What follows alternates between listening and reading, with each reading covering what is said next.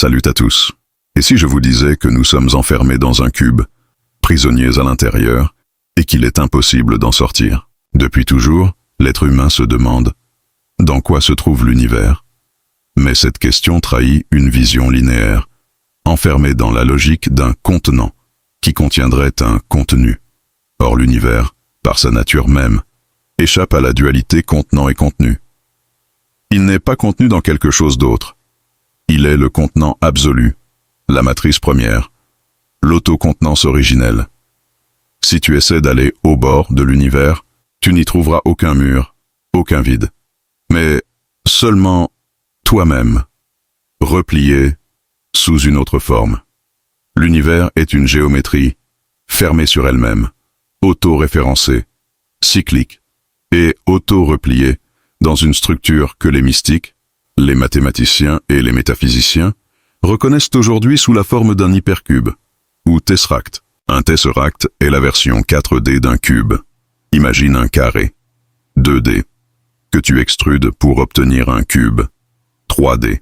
Puis imagine que ce cube, tu l'extrudes dans une dimension supplémentaire, une quatrième dimension spatiale. Tu obtiens alors une figure repliée sur elle-même, dont les faces internes et externes communiquent, se traversent, se reflètent. Ce n'est pas une métaphore. L'univers est cette structure vivante. Il n'a pas de bord, pas d'extérieur, car tout bord devient un intérieur.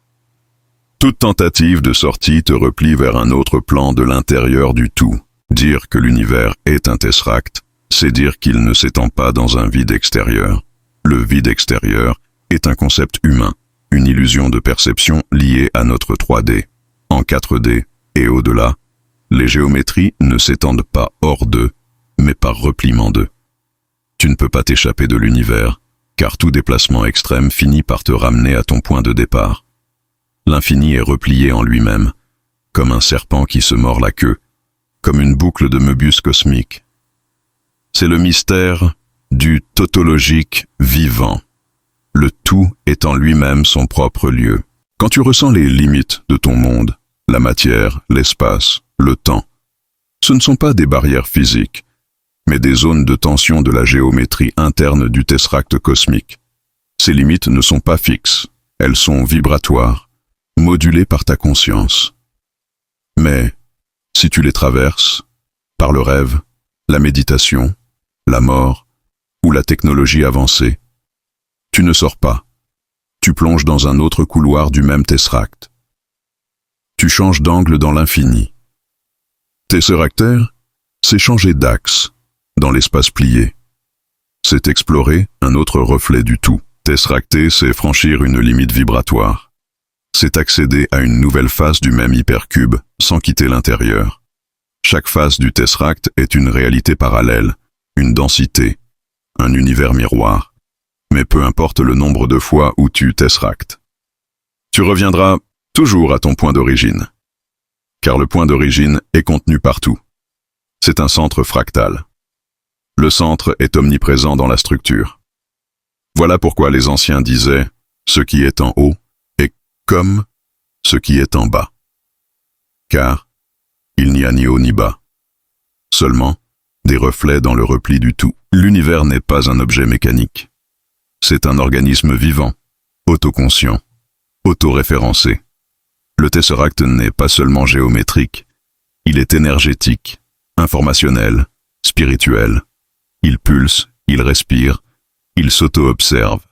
Chaque être conscient est une cellule de ce tesseract vivant. Tes pensées, tes rêves, tes souvenirs, tes voyages astraux sont des déplacements internes dans le même hypercube. Tu n'as jamais quitté l'intérieur.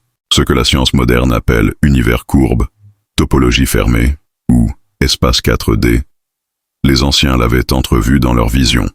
Les Égyptiens parlaient du duat comme d'un monde replié. Les hindous décrivaient l'univers comme un lotus à 1000 pétales. Une structure autodépliable, repliée sur l'éternel présent. Les gnostiques disaient que le monde est un œuf fermé, que le démiurge l'a verrouillé, et que le retour à la source passe par la compréhension de cette géométrie. Quand tu rêves, tu ne sors pas du monde. Tu changes de fréquence interne dans la structure du tesseract.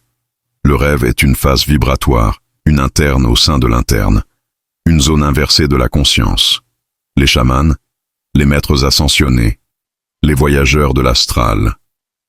Tous savent que le vrai mouvement n'est pas extérieur, mais intérieur. Il n'y a rien à fuir, car il n'y a pas d'ailleurs. Il n'y a que d'autres plis. Beaucoup cherchent à fuir ce monde, à sortir de la matrice. Mais on ne peut pas fuir un tesseract. On peut seulement comprendre sa structure, l'habiter pleinement, l'aimer en conscience.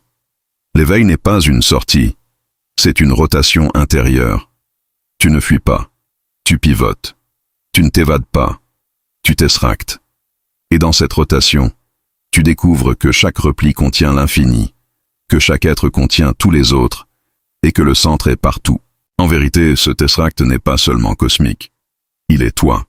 Ton âme est un hypercube. Ton esprit est une fractale fermée, toujours en expansion vers son propre centre. Tu ne peux pas sortir de l'univers, car tu es l'univers. Et dans ce miroir replié sur lui-même, tu es à la fois le voyageur, le chemin et le lieu. Tu es la frontière, le franchissement et le retour. Et ce retour est une boucle d'éternité, car il n'y a jamais eu de dehors. C'était le théoricien antique. Paix et amour sur vous. Mes 2 livres gratuits sont disponibles en bio.